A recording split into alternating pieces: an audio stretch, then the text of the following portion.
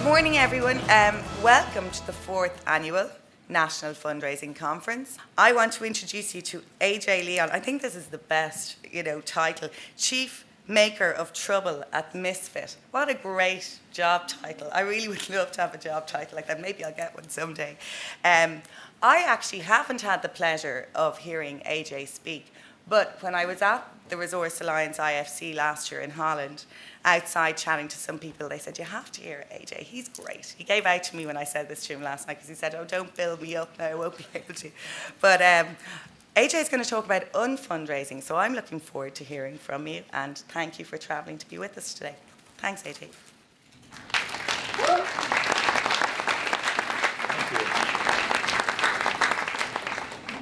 Thank you. Good morning to everybody. I'm really excited to be here. I'm originally from New York. I do love Ireland. I love Irish people. I love your accents. It's beautiful. You're all beautiful. My name is AJ Leon. I run a company called Misfit Inc. It's a for-profit company. We only work with for-profit organizations and corporations. But we dedicate 20% of our time to this sector, to people like yourselves and to working with organizations on a pro bono basis. I do want to say this before I get started. I am from the Lower East Side of Manhattan, and because of that, from time to time, there may be an obscenity that just ekes out of my mouth. I don't do it on purpose. There are no slides up here that say shit or fuck or anything like that. But that may happen, and I want you to forgive me right now. I'm a dirty man. But Melissa, my beautiful wife, takes a note of all of these, and $1 goes to saving baby pandas around the world. There's been hundreds of thousands of baby pandas saved because of my profanity. So, and I want to thank Fundraising Ireland. I love this organization. I remember checking out you guys' branding about 3 years ago, and it was, kind of what you've done in the last 2 years. I think it's been remarkable. You and Ed, and I don't know the whole story behind it, but it's fantastic. I love the group. I love the branding. I love everything you guys are doing. And I will move on. That's me on the Twitters, and we have internet access in here, which is huge. And that is our company, and that's my blog. So I'm going to.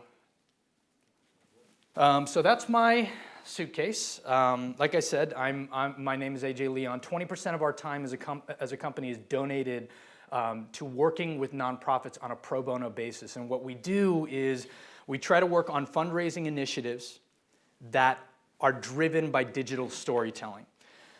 So when I give talks, we don't take clients on, or nonprofits on as clients. When I give talks, it's about sharing knowledge, things that we've been able to do in the field, and kind of press that forward. So I'm going to go through basically a case study of something that we worked on today, with some actionable points mixed in there. And you can take the parts that apply to you and your organization, maybe leave aside the ones that don't. But what I'm hoping is at the end of it, we'll give you some types of ideas of the things that are capable and are available to us online these days. So I'm basically, I got to really point down here, don't I? I'm going to stand over here. So that's a gratuitous picture of me with camels in Ethiopia. Melissa always says there's no reason to have that in the deck, and she's right. But it's camels, and it's me, and I love that photo, so I'm going to keep it in there. So I'm basically a renegade fundraiser. In 2009, I worked with a man named Emmanuel Jal, who's an ex-Sudanese war child. Emmanuel's based out of London, and he's a hip-hop artist now. Has anybody ever heard of Emmanuel Jal? Sweet. I'm going to let him know that. And I watched a documentary film that was in New York City where Emmanuel was talking about building this school in South Sudan, in Leer, Sudan, because Emmanuel's idea was if people are educated, it's much harder for them to pick up guns and blow each other's heads off. And he was right, and he was such a passionate individual. And at the end of this film, he stood there on this plot of land that the Sudanese government had given him. And he said, I'm going to build a school in Leer, Sudan. So after the film, Melissa and I being the punk New Yorkers that we are, I just asked, in this Q&A session, where are you guys in the fundraising of the film? How much money have you raised? And the director and the producer gave me a very ambiguous answer, so I waited till afterwards, and then I wanted to talk to Emmanuel directly. So I walked up to Emmanuel and asked him, and he said, brother, listen to me. 3 years ago, I was sitting in the slums of Kenya slinging hip-hop at churches to make $5 for lunch. I have no money. I don't know anybody with money. We're nowhere with the school. So it was at that time, and this is back, the project ended in 2009, started in 2008, where we decided to help Emmanuel Jal and partner with him. This was our first pro bono project to build an online tribe that would fundraise on his behalf. So it was one of the first crowdfunding, if you've ever heard that term, projects on the web.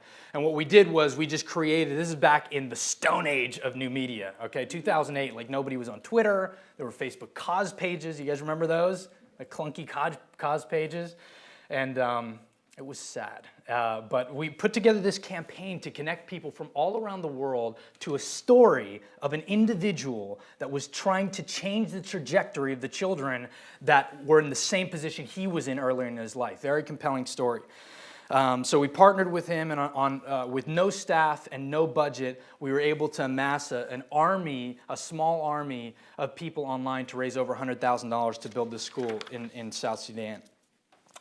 In 2010, Melissa and I traveled to Arusha, Tanzania, and we worked with an organization called Epic Change. Again, a small little charity, no HQ. I think they have 1 paid staff now. And Melissa created a social media-centric curriculum. What they do is they work with 2 schools outside of Arusha. And the premise is the education in and around Arusha is terrible. So this woman, Mama Lucy, beautiful woman, started a chicken coop. And then she, from this chicken coop, ended up building a school around it. And we came to raise money for this school so they could have a library and a dormitory. So Melissa created a social media-centric curriculum and got these kids on Twitter and blogging about their story. And through that storytelling, building, again, an organization and an army of people to fundraise on those children's behalf. Within 3 weeks, we raised $100,000, and there's now a library and a dormitory in Arusha, Tanzania. And today, I'll be talking about a project we worked on recently in Kenya and Ethiopia with an organization called Global Hope Network International, at GHNI on Twitter. And this is the case study I'm going to be going through with you today. And it's basically, our premise was to tell real-time stories from the ground, so in the field, and connect those stories to a tribe that would raise funds to be able to fund sustainable community development in this area of Isiolo, Kenya.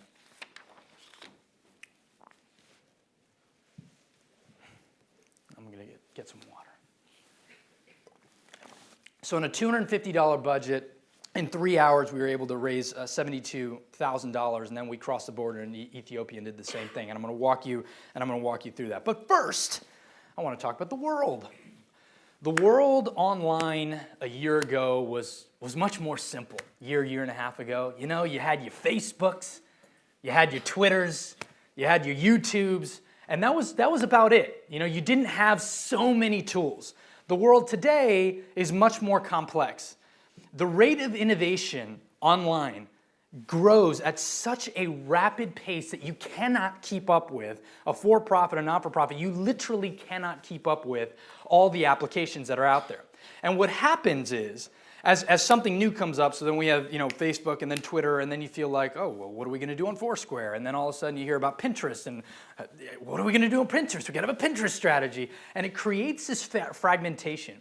In organizations, particularly I see this in the not-for-profit realm, it creates a scenario, a shiny toy syndrome, right? Whereas as every new tool comes out, we feel like we have to use this tool, we have to do something on this tool, and then it takes us away from the greater picture of what we should be doing online. I'm a geek, a bona fide geek, ladies and gentlemen. I am a geek for a living. I'm a technologist. My creative agency, all I do is do nerd stuff all day. But I'll tell you one thing that I know. The tools are absolutely transient. The tools are transient. They will change from year to year, but there are 3 elements that will be absolutely unchanging in fundraising in the next few years online. A, the art of digital storytelling, B, influencer outreach, and C, experiential philanthropy. And that's what I'll kind of go through today as we talk about it. So first, I'll talk about the art of digital storytelling. There are 2 types of organizations that, 2 types of stories your organization can tell at any point in time, right? It's your macro story, or the story of what you do, And it's your micro story, the story of what you're doing, or your project level story. And I like to focus on project level storytelling because I feel like the days of mass marketing, it may not be dead. I'm not like Seth Godin. I don't believe mass marketing is dead, but I believe that it's been diagnosed with a terminal illness and it's sitting in a hospice somewhere. Micro marketing is where the world is moving. Micro or project level storytelling is where in terms of marketing in large organizations, you see more and more, and marketing in charities being able to get the story out of the project, not necessarily of the organization as a whole. And the reason why it's so important is because all these studies that are coming out now show that online giving skews towards the micro. And the reason why is because people don't want to help organizations. We want to help humans, or animals, as it were, right? We want to make a difference in somebody's life. In some person's life, we want to see it. And because the web has been disaggregated the way it has, and you have these one-to-one interactions, people are no longer desiring it, right? They are expecting it, and they want to have that sort of connection. Has anyone ever heard of Kickstarter? Just out of curiosity, right? So Kickstarter is a startup in New York. There's two guys from Brooklyn started this organization. Basically, it's a web app where you as a creative person can go online and post a project. And then you can get this project funded by telling stories about what you want to do with this project, right? It's just for individuals. Kickstarter is about 2 years old. In the last 2 years, $100 million has gone through Kickstarter. $2 million are being pledged every week, and 16% of people coming back more than 2 projects. To give you an idea of context, in the United States, the National Endowment of the Arts fund for the entire country is $156 million. This is a massive, massive deal. Now, people may ask, what does this have to do with charity? Why does this matter? It matters hugely. Kickstarter are just individuals telling stories of, it's a musician talking about a CD that he wants to launch, right? I just heard a Kickstarter the other day of a guy in New York that wants to build an underground park in the Lower East Side, under Delancey Street. And he raised, what was it, $138,000 to build a model, just a model of what this thing is going to be. And obviously it'll enrich the city, and it's fantastic and it's phenomenal. The interesting part about it is that it's one dude. It's one guy telling a story. And that's the compelling part, right? There's no tax write-offs on Kickstarter. People don't actually you give to people, but you don't get any sort of a tax benefit or break. People are just giving to give. And it matters from a charity perspective because if you look at the trends of online giving, people are giving towards that micro story. They want to see the work. And today we live in a time where it's easier than ever before to be able to talk about the work, the actual project level things that you do as an organization. And I'll stop here and I just want to say this. I absolutely love, I have no commercial interest in being here. I don't take clients. I love being in rooms with people like yourself because sometime in some part of your life, you decided to dedicate yourself to being a change maker, right? Some of you left commercial jobs in a private sector. Some of you always knew you wanted to work in this world and make a difference and actually raise funds and make a difference in the world, change the world. And I love being in rooms like this where I can talk to you guys about this type of stuff. So 6 elements of a good story. A, you need a storyteller. B, you need compelling content. C, you need visual media, right? We're coming to a day and age where people reading, nobody reads. Nobody wants to read. People don't even read blog posts anymore, practically. Visual media is important because if a picture is worth 1,000 words, a video is worth 1,000 pictures. And you need to have that element as any part of a micro story that you're telling. It needs to be real time or real enough time. You need to be able to tell stories as closely to when it happened, right? The age in which I give to something. With Kickstarter, right, there's an immediacy. I give, 2 weeks later, I see it happening, right? People expect that on the web. So being able to get stories out and elapse the time from the moment that I give to it to the moment that I see the work is important. Stories have to be soluble and shareable. We live in a 140-character world, and we have to be able to share in that environment. And we need to use low-risk platforms. So I'll get back to our case study.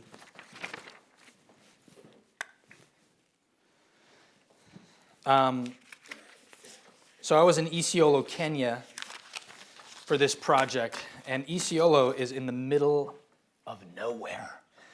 And the moment that we got off, we took a Jeep from Nairobi 5 hours up to right outside of Isiolo in this village called Olanigele. Woobshed, who was our guide on the ground, greeted us.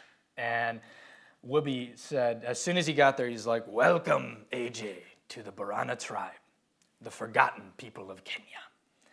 And it broke my heart to hear this man say this. And when you go to Olanigele and you go to these work projects, the hidden work of NGOs, to me, is staggering. The hidden, whether you work here in Ireland and you do work on parks and projects here, or you work for a museum, or you work for NGOs in the field, the hidden work, the stories that people don't know about, to me, are staggering. We sat out there with this brilliant, just this wonderful village and this great story of sustainability taking place outside of Isiolo, Kenya, and nobody knew about it, which made funding incredibly difficult. So in this one project, what we decided to do is to tell the story of one village, right? We weren't trying to talk about Global Hope Network in International as a whole, who does sustainable community development, this big, large thing, and works in Southeast Asia and Sub-Saharan Africa. We wanted to focus on one village and tell their story. So we set up, and this is part of our case study. I'll go. Some of this will be techie, and then some of it I'll just kind of build around it. So step one of how to tell a good micro-level story. Again, you have to have compelling content. So we set up this village blog, right? This is just a village blog that we set up, very simple, for this one village in Africa that is part of a larger ecosystem for this organization. And the number one is compelling content, like we talked about. So we wanted to give a behind-the-scenes view of what happens in sustainable community development, particularly in Isiolo, Kenya, right? We wanted to have visual media. So this is a photo blog. It's a photo blog taken from the ground with grainy photos and video coming from a mobile device, right? We used a low-risk platform. This, some of you may recognize it. Who knows Tumblr? Who uses Tumblr here, right? So this is just a reskinned Tumblr log, very simple to set up. It's low risk in the sense that A, Tumblr's free, and it's a great way to tell micro-level stories, and B, it sits off your servers. So if you have a problem with IT departments where, in order to set up some site or something talking about one particular story, you have to wait for 3.5 fucking years to get the approval, right? You can do this on your own. You can just set it up. It's free, low risk, doesn't sit on the server, it's no problem. And one thing we wanted to make sure to do right from the beginning, and this is very, very important, is take the nonprofit out of the way, right? Put the focus on Olanigele, and it's Olanigele powered by GH&I. One of the main kind of points of this talk, and that I could tell you, is never, ever, ever let your organization get in the way of a great story. Don't ever let it happen. Don't ever hide a story behind a big logo if it takes away from the grittiness of that micro-level story. So, and then 4, we needed real time, right? So this photo blog is literally, it's from the ground on a mobile phone directly up to, thank you, Melissa. Directly up to the blog. And the way we did that is we used unlocked mobile. We just bought Android phones. It was like the most bootleg experience of our life. We went on Craigslist, which was, a sharing community in the US. I think they have it in Ireland as well. And we just bought 2 mobile units for $100. We went to unlocking.com, paid $25 to get them unlocked. And then we used local SIM cards in Kenya, right, to be able to connect these directly with this blog. We loaded the Tumblr app on our phone, and then we had a way to tell stories in real time, right? Cheap, inexpensive, and very effective. But the most important part was we needed a storyteller. We needed somebody close enough to the ground to be able to tell a story on a recurring basis. So Income Abdi Kasim. When Melissa and I got on the ground, we had like 2.5 weeks of preparation for this project. So when we got on the ground, we had to, like that, I know it's coming. I used to play sports, baby. I know what you're doing over there. So we were looking for a storyteller right from the get. Who could be somebody that was close enough to this project and that could understand the web enough that we could train them to be a good storyteller of the village, right? The village journalist. And so we're walking around the village and we're meeting different people. And then we meet this young kid, Abdi. And, he seems like switched on. He got a nice graphic tee on. I don't know. He just seemed like... And I met Abdi. Is a funny story about Abdi is the first question he asked me, of course, was, what's your name and where are you from? And he's, wow, New York, I've heard of that, And the second question he asked me is, hey, man, you on Facebook? Abdi lives in a fucking mud hut. I'm not kidding. The world is much more connected than we think. So even if you work in very, very remote areas, right, you can still get stories out. It's the world of digital permeates far beyond anything we were thinking it would ever be possible 24 months ago. So we met Abdi and we said, we recruited him to be the village journalist. The important part about this is when you're and I consult with organizations, some larger, some smaller. I'm an advisor to like World Vision and WaterAid UK. And when they ask me about getting stories from the field, I said, well, there's two ways to do it. Either A, you can get, keep on taking expensive trips out, or you can find somebody close enough to the work. And again, it doesn't matter if you do local work here, or you do work in sub-Saharan Africa, or in Europe, or wherever. Somebody close enough to the work that cares enough about the work to make it happen. And then you have to tell that person, they have to care. You have to make it something important. So Abdi, the word blogger means nothing to Abdi, right? Abdi's never read a blog in his life. He doesn't give a shit about blogging. But the word journalist has a lot of clout. It means something to him. And it meant something to us to have somebody telling the story of Ola Negele and their fight towards sustainability and their fight away from UN aid boxes in the next 3 to 5 years. So we made it a thing and recruited Abdi to be the village journalist, and you can see him doing his first post there on the mobile phone. And the sixth part is we needed to have compelling stories, right? And compelling stories, one of the things we did with Abdi is, we made sure that he understood the story of this village, and we dialogued, what's the story of Ola Negele? What's the story in 140 characters, in 50 words, in 100 words, so that we would have that, so he would have that context set up, right?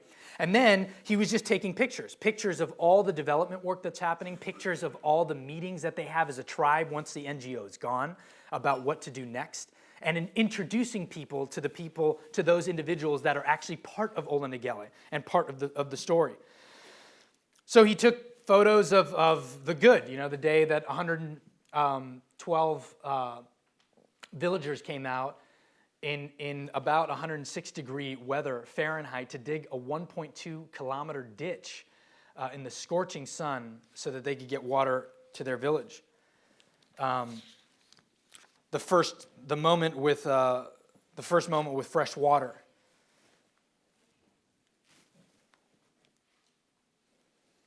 The first day, they had a community water station in their village. They'd never had this before. This is literally the first time they've ever had this in their village. But he also told the bad, right? The day a rainstorm came, which is 2 days after that photo was taken, or 2 weeks after that photo was taken, and knocked down the water tower. A disheartened community and the need to rebuild.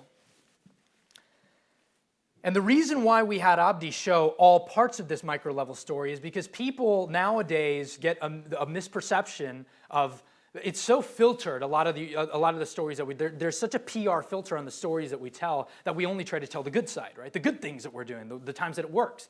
But any story worth telling has good and bad parts. Truth goes a long way, right? Any story worth telling has good and bad parts. If Frodo marches into Mordor, or just skips into Mordor with butterflies around him and tosses the ring into the volcano, no one gives a shit, right? No one cares. It's the difficulty that makes the story worth hearing.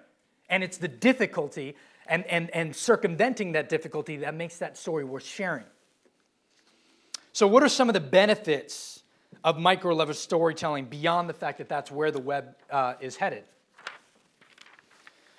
Well, one is it acts as a transparent introduction to who you are as an organization. If you start to disaggregate who your nonprofit is into the individual stories of what you do, right? If you start to think about micro-level storytelling and micro-marketing at a larger level, people will start to be introduced to your organization, to your Global Hope Network International, right, through the Ola Nagele Village. And maybe they would have never cared about Global Hope, but they care about Ola Nagele, and that's an introduction. It serves as a new audience development point. Something that was interesting that we learned as we were going through this project and creating these village blogs, and now they've launched, I don't know how many village blogs Global Hope has now, 3 or 4. But 85% of the people that followed the story of Ola Nagele, of that village, had never heard of Global Hope Network International. They'd never heard of this NGO. So it actually, it served as a great brand awareness tool, right? It wasn't just, that whole thing about scalability and oh my God, and we have to, it was a huge, huge brand awareness tool because people were compelled, although, we live in a day and age where people are not driven towards logos anymore, right? People don't care about big logos anymore. They care about individuals. So you tell the story of the individual, and all of a sudden you can introduce them to the big logo and all the work that you're doing holistically. It was also, Ola Nagele was talked about at 4 tech conferences throughout the year in the United States, 4 major tech conferences that Global Hope had no presence in. People were just sharing the story because it was so compelling. And because they were sharing the story of Ola Nagele, de facto they were sharing the story of the organization as well. And GH&I's online community grew exponentially. And they had increased social interaction online.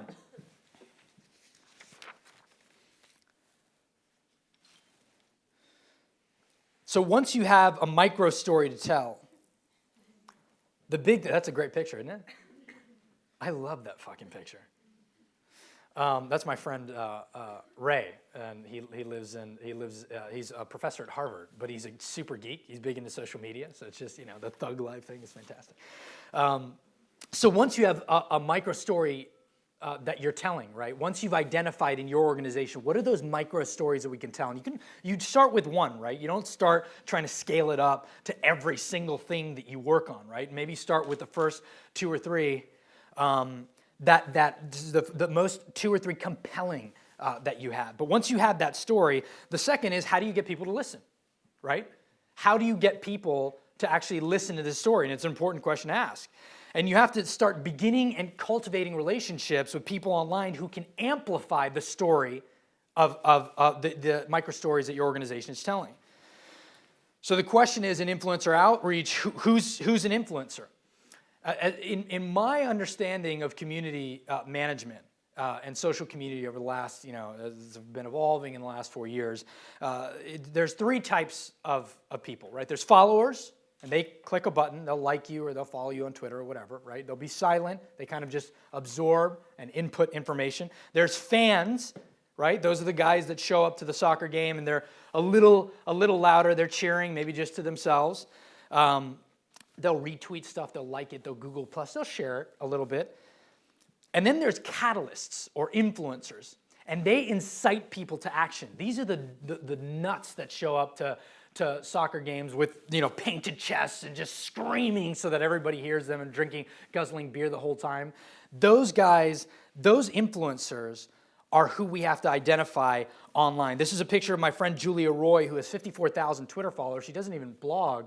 But in New York, if Julia says something, if she suggests a new restaurant that's opening, people listen, right? She has influence even though she's not famous and she's not a celebrity. So the big question is, how do I find them? How do I find influencers that care about my nonprofit, that care about the micro-level story that I'm telling? And number 1 is stop worrying about the numbers. I think one important thing in terms of community management and finding people to amplify your story, blogger outreach is something that a lot of people are talking about these days, right? And influencer outreach. But how to do that, it's just simple things. It's simple things. Who's retweeting you? I mean, right now, there's no social CRM, right? Has anyone found a good social CRM? Nah, right? There's nothing. We're in a clunky age. We will look back 10 years from now and look at what we're doing online and just absolutely laugh at ourselves at the way we're putting it together. But the best we can do is say, okay, who's talking about us online? Who's retweeting us? Who's adding us on Twitter, right? Who's commenting on our blog?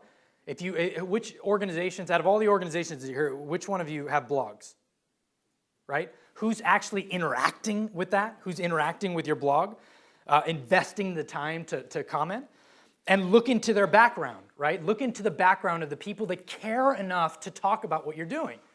It's funny how I'll talk to a lot of organizations and what they want is more, right? They want more numbers. I want more Twitter followers. I want more fans. But the problem with that idea is that you get to a place where all you're thinking is numbers.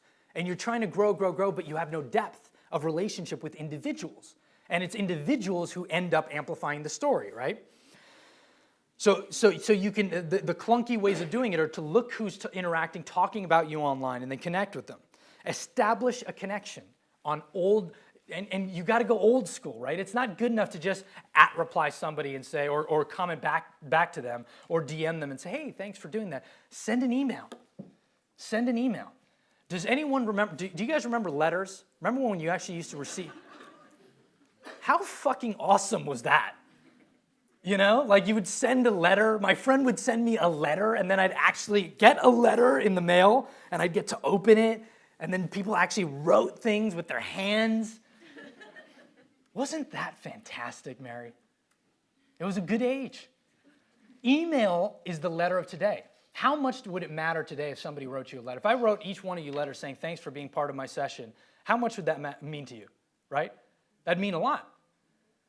Anytime you can go old school in interaction, it matters more, right? Email is like the letters of yesterday. The email matters. If you take the time to go beyond the kind of frivolous interactions that you have in the really short-change interactions online as community managers and as marketers, and you take that to an old school mechanism like email and say, hey, thanks for commenting on the blog. I truly, truly appreciate it. That will matter so deeply to people because it shows that you went the extra mile to connect with them. And do all this before you ask them to do anything on your project. That is the one place where I see so many organizations fail, and this is for-profit and not-for-profit, in influencer outreach, is going too quickly, trying to seal the deal too quickly.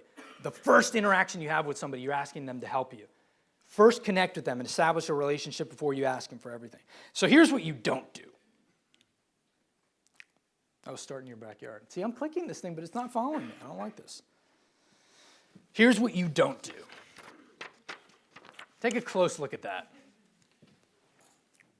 Hello, spam. Everybody wave to spam. I can make fun of these people because I work with them. I was embarrassed by this. You cannot do this. You cannot treat everyone at that level, because when people see this, not only do they think you're spamming, they realize that you don't give a shit about them, right? All you care is about what you're doing. You don't actually care about them as an individual, not even enough to have a conversation with them individually. The key is to go deep and not wide when you're developing relationships online, when you're building your community, when you're trying to find influencers, to connect and to amplify the stories that your nonprofit is telling. Go deep, not wide. If one more person asks me how to get more Twitter followers, I'm going to hang myself, and I'm going to live stream it at this conference. Say good morning in your social channels, right? Say good morning to people. Share other people's stuff. Don't make it a look at me show as an organization. It's the worst thing you can do. It's the worst thing you can do. It takes very little effort to show that you care about somebody else, right? By sharing their blog post or sharing what they're trying to do. And then that when you come back to them and ask them to help you in something that you're doing, you've established a relationship and you've created some form of equity. The other day I was taking a flight on British Airways. This is fantastic. All I did was check in to Heathrow and said, oh, I'm taking a flight on British Airways. Love the fact that they have free vodka tonics. I don't fly well, so usually instead of taking Ambien, I take 3 vodka tonics on every flight. So I was really happy about that, and I immediately got a tweet back from British Airways on Twitter saying, hey, thanks for flying with us. Enjoy the vodka. You know how many fucking passengers they have? I mean, they didn't have to do that, right? But that mattered so much to me. And I started flying British instead of American, right? I mean, I don't even fly American Airways anymore. I literally fly. That interaction mattered to me, right? So back to our case study. So this is Jennifer McKinney. Jennifer's a mother of 5. She lives in Minnesota. Her occupation is a mom blogger. And as we were building out this strategy for Global Hope Network and for Ola Nagele Village, right, what we wanted to do was to focus on telling a very, very compelling story and then partnering with one influencer, just one, so we could kind of measure the variables to amplify it. I'll get that. Just give it to me. And it's an important conversation here because when you look at influencer outreach and when you look at marketing online, there's 2 ways that you can really approach it, right? In the past, and still, organizations try to be retailers. They try to sell to the end user every time. You're trying to get donors, right? And that's the main thing. You got to convert. You got to convert. If you're a retailer, you got to fucking convert right now, and you're selling to each and every individual that's buying from you, right? But a wholesaler thinks differently. The wholesale business is not about making the sale to each end user, right? You're making the sale to people who have large audiences, right, or large customer bases, and then you let them close the deal. It's much more efficient. It's much more efficient to get people on your side that can repackage your story, retell it, right, and then close the deal with their community, which you don't have access to, and you don't have the money to reach anyway. So as we were looking in GH&I's community, we were trying to find somebody to partner with for this Ola Nagele Village, somebody who cared about sustainable community development, particularly in sub-Saharan Africa. And Jeff Power, who's the U.S. mobilization director for GH&I, started looking at people who were commenting on the blog and just started looking kind of through the crass ways that we have of people within the ecosystem of GH&I. So he found this woman who, as an end user, maximum as the mother of 5 and on her salary, she could donate $50 a month, maximum. If Jeff's interaction with Jennifer was, hey, can you donate to GH&I, it would have been maximum that. But as a retailer, what he didn't know until he started conversations with her is that she has 250,000 readers. Have any of you ever heard of this woman? She has better distribution than the New York Times in Manhattan. And then, and this is the kicker with Jeff. I love his approach here. Jeff connected with her online, saw that Jennifer, this woman Jennifer commenting, saw she had a blog. Okay, she's an influencer. She's obviously got some comments on her blog. And then he used this amazing invention to reach out to her. It's pretty new. It's pretty new, and I'm really impressed with the technology. It's voice to voice. It's in real time. You actually hear people as they're talking, and they can hear you. I mean, it's fucking phenomenal, right? It's called the telephone. You use the phone to connect with her, right? In a digital age, when everyone's talking about, well, how can we connect with people online, and how can we do this, and how can we... Jeff goes old school because that matters so much. He emails Jennifer and says, hey, can I just call you and just talk to you? I'd love to say thank you personally and get to know you. She's like, what? What the fuck? Okay. And he gets on the phone with her and he starts to build a relationship with Jennifer. And then through that relationship, now a human in the organization has a connection with a human outside of the organization. You start to build this level of interaction, and then she helped us out on this project. And the interesting part is I've done a lot of work with Global Hope Network International, right? Melissa and I and our company Misfit put this entire extended village thing together, pro bono. Right? I've been working with them for 2 years on a variety of different things. And the way that I met Jeff was very similar.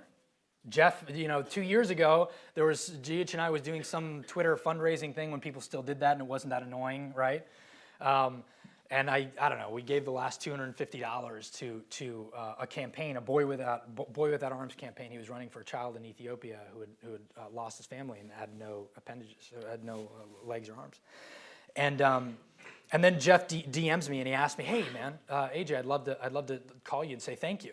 And I was blown away that somebody actually wanted to speak with me, and I wasn't just getting like a letter, or, like a newsletter, an email, or a DM saying thank you.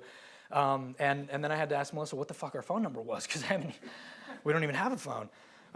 So I talked to Jeff, and the rest is history. But that's how he connected with Jennifer as well. And as Jeff was talking to Jennifer, he asked her if she wanted to come on the next trip. Realizing that she was an influencer, she had this blog. We told her, hey, we have this story of Ola Nageli. We really want to tell the story of this village in this area, and kind of told her about it. Her heart just ached for this area of the world. She's very, very passionate about it, so we invited her to come. Her readers sponsored it. She came out, and she was our influencer. So she blogged about it while she was there, and we gave her very few parameters. It was just basically talk about what you see, and tell the story of what you're seeing us do as an organization, and Ola Nageli as a tribe. Tell the world what you see. Most of GH&I's trips to the field go largely unnoticed, like most of the work in nonprofits in general. The work gets done, and most of it gets unnoticed. Sometimes, you have a fancy photographer or video go out on YouTube or in some PR materials, and this is the same case as this. But we asked her to come out and blog and talk to her community about it. And because Jeff reached out into his community and made 3 connections by phone with myself, Melissa, and Jennifer, the so-called forgotten people of Kenya were no longer forgotten. In that one trip in Ola Nageli, we had 1.2 million impressions of all the blog posts that Jennifer had put up. There are 41 videos uploaded, 12 real-time videos, 5,000 interactions on Facebook, 1,200 tweets about the project, 5,000 photos. That level of content, some organizations can't get in a year, right? It was in 2 weeks, just in the period while we were on the ground, to amplify this story. And it was all a matter of really targeted influencer outreach that led to direct relationships with people within the ecosystem of their online community. So the one kind of important thing is you never, ever, ever, ever, ever start a project without asking the fundamental question: what blogger or influencer are we gonna partner with? If you're starting a fundraising campaign for a particular area, if you're micro storytelling and you're talking about something that you're doing, you need to partner with somebody within your social ecosystem that cares. And don't go for celebrity. Celebrity doesn't matter as much as it did. Does anyone know Jennifer McKinney? Nobody knows her. Her power online is staggering. There are thousands of people like that. And I guarantee you, in your organizations, in the context of your community online, I guarantee you have equivalents. You have people with voice that are prolific on social media or on their own content platforms, and partnering with them is much more valuable than trying to maintain some celebrity relationship, and it's much more efficient. And why is this important? Because they can amplify your story far beyond what you can pay for. Global Hope Network is a small to medium-sized charity. Their marketing budget is abysmal. It would make you laugh. It makes me cry, right? But they were able to connect for $0 with somebody who could market to places where they couldn't. So once you have a micro story to tell, once you figure out what are those micro stories within my organization that we can unpackage to get behind the logo, right? And once you partner with an influencer or influencers to tell this story and to amplify it, you have to think about what's the call to action, right? How do you get people to, where do you convert? And that's the most important part, right? We're fundraisers. That's what we do. We raise money for charities, so we got to figure that out. And there's something that we've termed experiential philanthropy, which is allowing supporters to become part of a story as opposed to just asking them to click a donate button. These are actual donate buttons out there on the web. I know they're none of yours, but the Museum of Ugly is putting on an exhibition. And these will be archived in there. Sending people to donate buttons and just trying to convert on a donate button it's what we've done, and it is what needed to happen, but we've gotten to a place where we can make it a little more interesting. We can make donation a bit more interesting by asking people to become a part of a story. Social media in many ways has made donating even more annoying, right? Go on Twitter, go search.twitter.com and just type in donate and hit enter. You will find 1,000 fucking charities at one time just asking their followers, donate to this, donate to that, donate to that. The term alone is repulsive, right? In many ways, the term becomes something repugnant because you hear it and you feel like, oh, I'm being asked, I'm being asked, I'm being asked. And because we have these, we can be connected with in so many different ways. We're as individuals, and you guys know what I'm talking about, particularly those who've been on Twitter for a while, right, where it's that immediate communication. You get asked for stuff all the time. So it's made it more annoying. In the future of fundraising, we need to start to tweak our vernacular and invite people to become a part of something bigger, not just click a donate button. And we need to start thinking like marketers. So when we think about a call to action, there has to be 3 primary elements: finality, scarcity, and what is the value add proposition, right? And that's the basis of experiential philanthropy. And I'll go back to precisely what we did. And again, when I give these, when I talk about these case studies, some of this may be applicable to you and your organization, some not. Glean what is useful and take out what's not. But I'll show you exactly how we did it. So on the same screenshot that I showed you earlier, we had this free reskinned Tumblr that we had, which was our village blog, right? A cheap, effective way to tell a compelling story from the ground in a remote area of the world. We connected with an influencer, Jennifer, to amplify that story to her thousands of readers, right? And then we allowed people to become a part of the story. Now it says this village is full, but before that it said, join this village. We could have put donate, right, to this project, but we decided to not even use the term. And we said, join this village. So what we did was, the finality is that GH&I exits in 3 to 5 years. To the extent that you work on projects, some organizations just work on recurring things. There is no finality. You're just working to. But most organizations, in most projects, there's an exit, right? We're going to be out in a year, 12 months, 18, whatever it might be. That finality in marketing, it matters a great deal when people know that there's an exit strategy. When I know that you're selling me a narrative, that there's an end to the story. When I know that Frodo's going to sail off with the elves beautifully at the end, I feel better about the story, right? And secondly, it's scarcity. We know how much it costs to fund this village. The sustainable community development projects that GH&I is doing, of course, you know what it's going to take. So as opposed to asking for an unlimited amount of funds, right, we created scarcity. We said, this project is going to cost X, divided amongst 100 people over a course of 3 to 5 years, and now you have the oldest marketer's trick in the book, scarcity. You deliver scarcity. 100 spots, all of a sudden, the value of that goes a lot higher. Oh my God, there's only 100? I want to be one of 100. And then it's the value add proposition. So in this particular donation strategy, this is a recurring donation, right? So behind this is, we just use PayPal for simplicity's sake, but we created a recurring donation on PayPal. So it is the bread and butter of what we do, right? The bread and butter is trying to get recurring donations. And this is just a reskinned HTML page. We added a value add proposition. So as opposed to just saying, okay, donate to this village and that's it, we said, what can we do? 10 minutes, awesome. I have been rambling for that long. You guys are still awake. Ruth, where's the yellow ball? Ruth said she was going to throw a yellow ball at me if I made her fall asleep. So our value add proposition, we want to do something simple that was scalable for this organization that doesn't have a lot of staff, right? So we simply created, we had 2 things, right? If you became a part of this village and you joined the extended village, we made it an experience. You got to be part of, and you got invited to be part of a private Facebook group that no one else could be a part of, giving you unprecedented access to the NGO. So that Jonathan Alschweid works for Global Hope, and he's in charge of this village on this side of the world, right? So people that join this village could ask their questions. Very simple. Jonathan lives on Facebook. Who doesn't, right? The average person spends 2 hours a day on fucking Facebook. So for him to see something go through his feed and then just answer a question, if somebody has a question about a specific video that they saw on the blog, or they want to know, hey, where are we with this project? And it gave individuals unprecedented access that they normally wouldn't get. And it was scalable, and it was private. And then we also did something a little more unique because we wanted to add something else, right? If we could, we did live go-to-meeting calls from the village.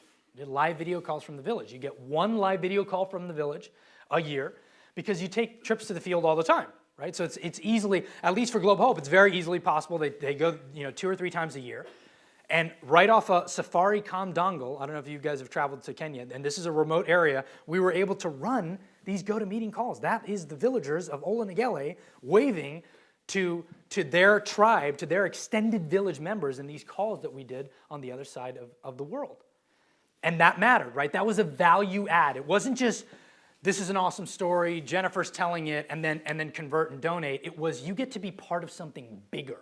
You get to sit your kids down once a year and say hello to people on the other side of the planet whom you'll never meet. For the nonprofit, it costs nothing. It costs 15 minutes of somebody's time to just set it up while you're out there, right?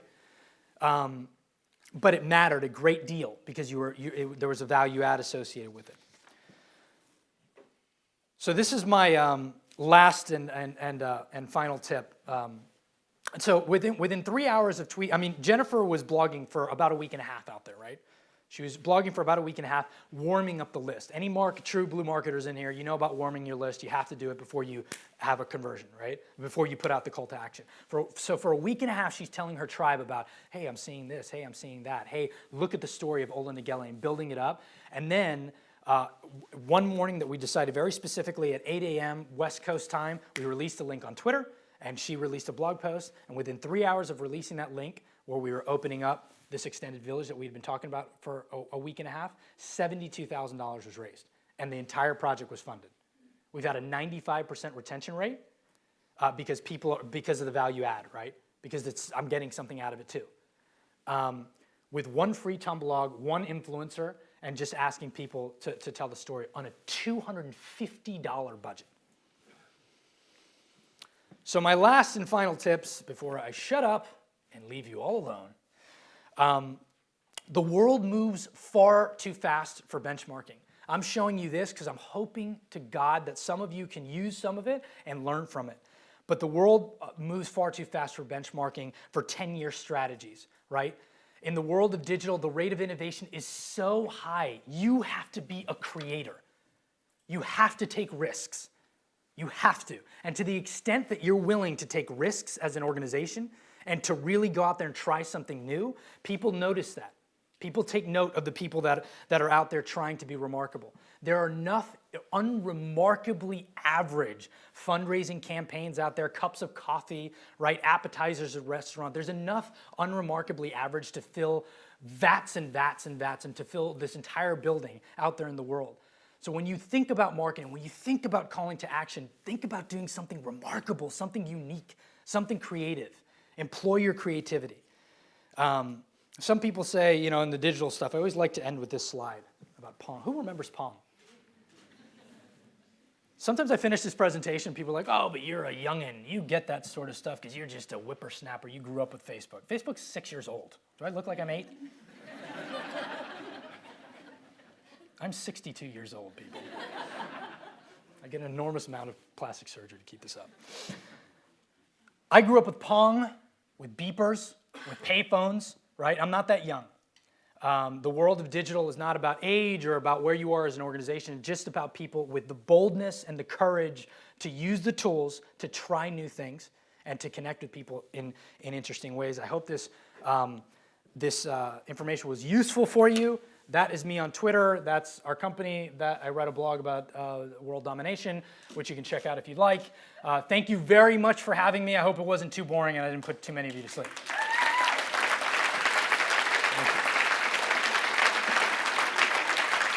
I don't know who squealed right there, but that made me feel really good. I just want you to know that. Also, I will say this. I just want to say this really quick. We are going to be around, me, Melissa, Jesse, we work for Misfit. Again, we're not selling anybody on anything here, but we'll be around all day today. If anyone has any specific questions, I want to do some Q&A at the end. If you have specific questions, you just want to talk about what you're doing, I'd love to. I'll be around. Just stop me. We'll grab a Guinness. It'll be awesome. All right. Thank you very much.